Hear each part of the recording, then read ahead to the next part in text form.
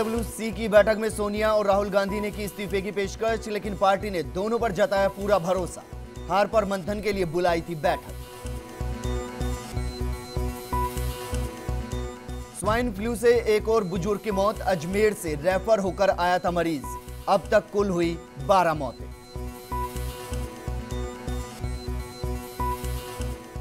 जोधपुर में राशन मनमानी के खिलाफ लोग भड़के, लोगों ने डीलर के खिलाफ किया प्रदर्शन, लाइसेंस रद्द करने की मांग।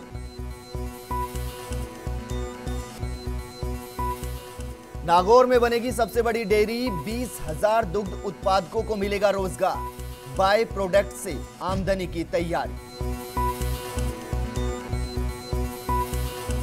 और मुंबई इंडियंस के खिलाफ राजस्थान की हार, गेंदबाजों के बाद बल्लेबाजों ने भी तोड़ा दम, जरूरी 25 रन नहीं जुटा सकी टीम।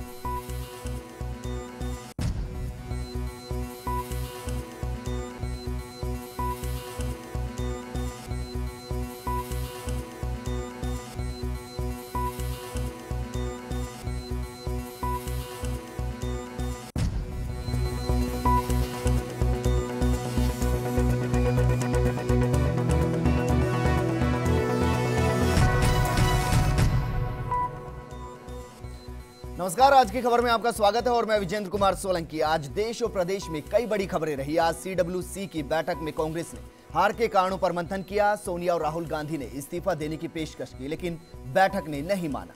तो वहीं बीजेपी की राजनीति गुजरात हाउस के इर्द गिर्द दिखाई दी। प्रदेश की मुख्यमंत्री भी इस दौरान राजनाथ सिंह से मंथन करती नजर आई। वही बात प्रदेश की करे तो चूरू में भगवान की जमीन पर हुए कब्जे को कलेक्टर के आदेश के बाद बुलडोजर चला अतिक्रमण मुक्त कराया गया। नागौर में पुलिस ने एक अफीम तस्कर को गिरफ्तार किया, जिसके पास से 1 किलो अफीम बरामद की गई। वहीं कोटा में जवाहर नगर ब्लास्ट केस में जांच के लिए पहुंची एफएसएल की टीम ने मौके से सैंपल जुटाए। अब बात उन खबरों की जो है आज की खबर। 12 में 2 बलाओं के कहर से पूरा इलाका परेशान है। एक तो इतना परेशान हुआ कि उसने जहर खाकर जिंदगी खत्म कर ली। लेकिन ऐसा क्या हुआ, इसी पर हम बात करेंगे। बलाओं से कौन बचाएगा, साथ ही बात करेंगे रॉयल्स और मुंबई के बीच खेले गए मैच की।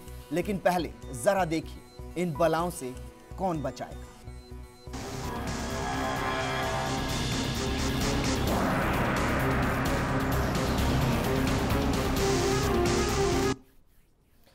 वो बलाएं हैं जिनसे हर कोई बचना चाहता है, दूर रहना चाहता है, लेकिन फिर भी ये बलाएं उनको अपना शिकार बनाती है और फिर उनका जीना मुश्किल कर देती है।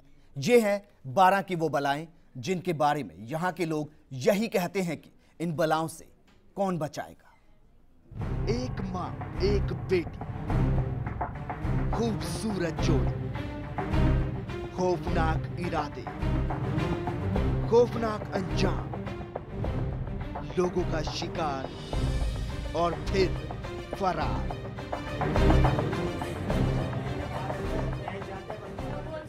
ये कहानी फिल्मी नहीं, एकदम रियल है। और ये आंसू दिखावा नहीं, दर्द है अपने बेटे को खोने का, जो शिकार हुआ उन बलाओं का, जिनका आतंक इस पूरे इलाके में इतना है कि कोई उनसे बात करना तो दूर, देखने से भी डरता है। कहानी के किरदार 2 ही हैं, लेकिन शिकार 6 हो गए और उनमें से एक सदमे में आकर जहर खाकर अपनी जिंदगी छोड़ चुका है। गीताबाई दोनों ने मेरे ससुर और मेरे देवर पे झूठा आरोप लगाया। सब 6 जनों पे लगाया, मतलब ऐसे करके। तो विमल भैया तो ज़्यादा डिप्रेशन में आ गए। मेरा देवर भी थोड़ा हताश हो गया था, लेकिन भैया ने तो ऐसा कर ही लिया। वो हमें बहुत दिन से परेशान करती है, एक कोई नहीं, वो पूरे मोहल्ले को ही परेशान करती है। लेकिन इतना भी क्या खौफ कि कोई आत्महत्या पर मजबूर हो जाए। अब आपको बताते हैं कि इन आंसुओं के पीछे की कहानी क्या है माँ बेटी का घिनौना सच। ये 2 माँ बेटियां लोगों पर झूठे आरोप लगाती हैं। आरोप दुष्कर्म के, छेड़छाड़ के, और कुछ ऐसे ही आरोप विमल पर भी लगाए गए, जिससे परेशान होकर उसने खुदकुशी कर दी। लेकिन ये खूबसूरत बलाएं आखिर पुलिस की गिरफ्त में क्यों नहीं आती, ये भी सुन लीजिए। की तरफ से रिपोर्ट दर्ज कराने गया तो न तो वहाँ कोई रिपोर्ट दर्ज की, नहीं किसी प्रकार का आश्वासन मिला। वो हॉस्पिटल में आए थे, उसके बावजूद भी बयान नहीं लिया कि इसको ठीक हो जाने तो बाद में ले लेंगे। और न तो आज तक बयान लिए गए उसके, और न ही किसी प्रकार का और उल्टे सीधे मतलब कोई किसी प्रकार का कोऑपरेशन नहीं किया पुलिस वालों ने। अब इसे पुलिस की लापरवाही ना कहे तो भला क्या कहा जाए। साथ ही जो लोग लगातार प्रताड़ित हो रहे हैं उनके लिए पुलिस की लापरवाही ही बड़ी वजह है। यही कारण है कि इन खूबसूरत बलाओं के आतंक ने जहां के लोगों की जिंदगी को नर्क बना दिया, लेकिन अब इन्हें फंसाकर ये दोनों बलाएं घर पर ताला लगाकर रफू चक्कर हो गई और पुलिस कहती है कि कोर्ट में उनके धारा 164 में बयान हुई। ये बयान देने की कंडीशन में नहीं है, जबकि विमल पारिक हमारे सामने बोल रहा था कि मैं बयान दूंगा, पूरे बयान दूंगा और मैं आप जो भी वो पूछना है वो पूछो। तो वो 5 लाइन लिख के और उन्होंने कहा कि आप तो बच्चे का इलाज कराओ, इसको कोटा ले जाओ, फिर उसके बाद में हम करेंगे। विमल ने उसके बावजूद भी कहा था कि यार देखो मेरा भरोसा नहीं, मैं मर जाऊंगा और मैं कह रहा हूँ कि मेरे बयान ले लो, मेरे बयान ले लो, लेकिन पुलिस वालों ने एक बात नहीं सुनी। ये बलाएं 6 लोगों को आरोपी बना गई और एक की जिंदगी नील गई, लेकिन पुलिस पहले तो विमल के बयान लेने में आनाकानी करती रही और अब इनका घर से रफू चक्कर होना बताता है कि पुलिस की कार्रवाई कितनी सशक्त रही है, कितनी मजबूत रही है। फर्स्ट इंडिया के लिए 12 से हंसपाल की रिपोर्ट। अब आपको दिखाते हैं कि जहां ये बलाएं रहती हैं वहां क्या हाल है और किस तरीके से वहां की जनता बेहाल है। इसका जायजा लिया हमारे संवाददाता हंसपाल ने, जरा देखिए। बांग्ला शहर की सबसे पोस्ट कॉलोनी वापसी नगर इलाके में के बाशिंदों में पिछले 1 महीने से दहशत का माहौल बना हुआ है। उनकी खौफ की वजह है मोहल्ले की माँ बेटियाँ, जो आए दिन उनसे काफ़ी परेशान करती हैं, आए दिन उन पर लड़ाई झगड़ा करती हैं। आप मेरे पीछे देख सकते हैं माँ बेटियों के मकान की तस्वीर। उनके मकान में ताला लगा हुआ है। 8 तारीख को विमल पारिक नाम के लड़के ने सुसाइड कर लिया। इनके परिजनों का आरोप है कि 8 तारीख को सुसाइड किया विमल पारिक ने। इन दोनों की वजह से इन्होंने जो लोगों के आधे दर्जन लोगों के खिलाफ झूठे मुकदमे दर्ज कराए हैं, छेड़छाड़ और रेप और मारपीट जैसे संगीन आरोप लगाए हैं। मेरे साथ मोहल्ले की कुछ महिलाएं मौजूद हैं, उनसे जानते हैं कि महिलाओं से वो कितना पीड़ित हैं। जी आप बताएं, आप कब से रह रही हैं? हम लोग यहाँ पर 18 साल से रह रहे हैं और 10 साल से इस महिला ने इतना आतंक कर रखा है कॉलोनी में कि कोई कुछ इधर उधर जेंट्स जैसे ही निकलता है उन्हें चांटा मारती है और गलत आरोप लगाती है। और आरोप लगाने के साथ साथ वो ये भी कहती है कि मैं समझौता कर लूँगी, मुझे पैसा दे दो और मैं राजीनामा कर लूँगी। और इस तरह से हर महिलाएं, हर जेंट्स, हर बच्चे पीड़ित हैं इससे, गीता देवी और दीपा से। और ये यहाँ से निकल जाए तो हम लोग ज़्यादा सुखी हो जाएंगे। हमारे साथ इस मोहल्ले की और भी महिलाएं हैं, उनसे भी जानते हैं कि आपको किस तरह की समस्या आ रही है इस मोहल्ले में, किस तरह की परेशानी आपको आ रही है। अभी हमें 2 साल हुए हैं, लेकिन 2 साल में हमें बहुत परेशान कर रखा है इसने। 2 साल में इतना परेशान कर रखा है कि अभी तो इस लपेटे में मेरे बच्चे को भी ले रखा है इसने, जबकि हमारे कोई जान पहचान नहीं है इस लेडीज से। जो कोई भी जरा से घर से लेडीज निकलती है उस पर भी गलत ब्लेम लगाती है। इन महिलाओं की शिकायत लेकर आप पुलिस थाने में गई, पुलिस ने कोई क्या कार्रवाई की? वो तो कोई कार्रवाई नहीं करी उन्होंने, तो जो इसका तो कोई एक्शन ही नहीं लिया उन लोगों ने, तो जो उसका साथ दिया है बल्कि महिला पुलिस वालों के साथ। और भी हैं साथ में जुड़ने के लिए, उनसे जानते हैं कि बताएं। उनकी भी कस्टडी में मुझे 4 साल हो गए। हर मोहल्ले में हर किसी से हर घर में लड़ाई झगड़ा करती है वो, और सबसे बस एक ही उसका काम है कि बस इससे मत बोलो, इससे मत बोलो, मुझसे बात करो। अब इनसे नहीं बोलते हैं, हमें अच्छा नहीं लगता। दोनों माई बेटी हैं, दोनों सही नेचर नहीं है उनका, तो साथ रहना भी हम लोग पसंद नहीं करते। तो अभी भी जवान लड़का हमारे मोहल्ले में चला गया, जय खा के आत्महत्या की उसने अपने आप। और अभी ये पास में ये 2 साल हुए, इनके बेटे का नाम लिया, कुछ कहते हैं तो मांगने को आ जाती हैं, ना देखती हैं लड़का है ना देखती हैं लड़की हैं, बस आया हाथ उठाया 2 चप्पड़ लगा दिए, सबके साथ यही काम करती हैं। 8 मई के बाद इस मकान में ताला लगा हुआ है। अब देखने की वाली बात होगी पुलिस इन दोनों माँ बेटियों के खिलाफ कब तक कार्रवाई करती है। 12 से हंसपाल यादव।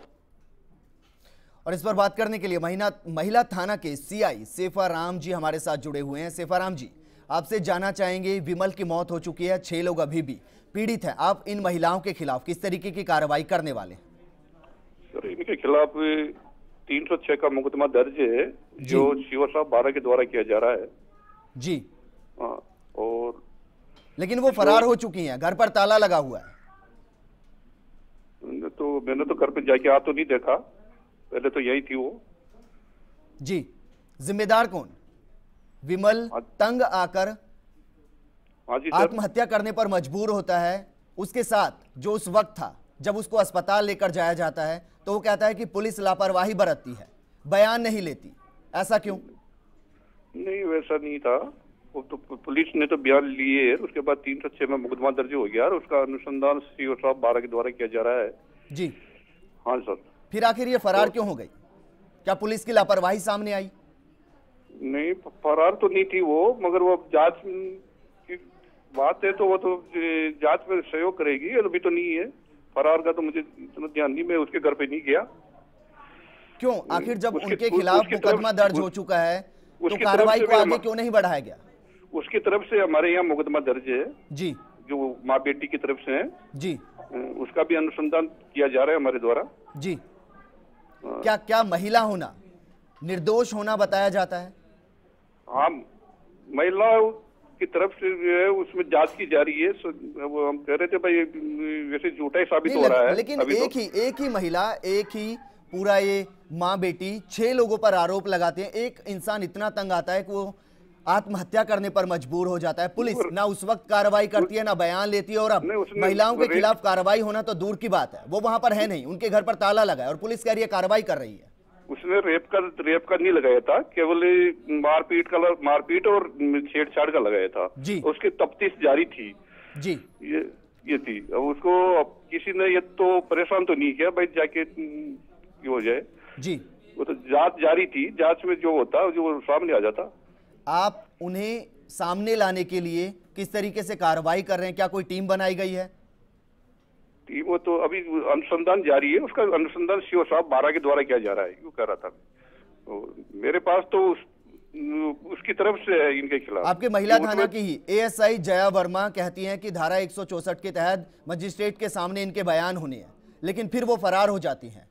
क्या उनको बयान तो होगी उसके बाद बयान तो करवा लिए, कोर्ट में बयान हो गए, उसके बाद का हमें ध्यान नहीं, क्यों बार बार उसको हमने तो टच नहीं किया जी।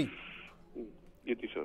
चलिए सेवाराम जी, शुक्रिया। कुल मिलाकर पुलिस की कार्रवाई कहां तक पहुंचेगी अपने आप में एक बड़ा सवाल है, क्योंकि दोनों ही वो महिलाएं जिनके ऊपर वहां के लोग आरोप लगा रहे हैं वो दोनों ही फरार हैं, घर पर ताला लगा हुआ है।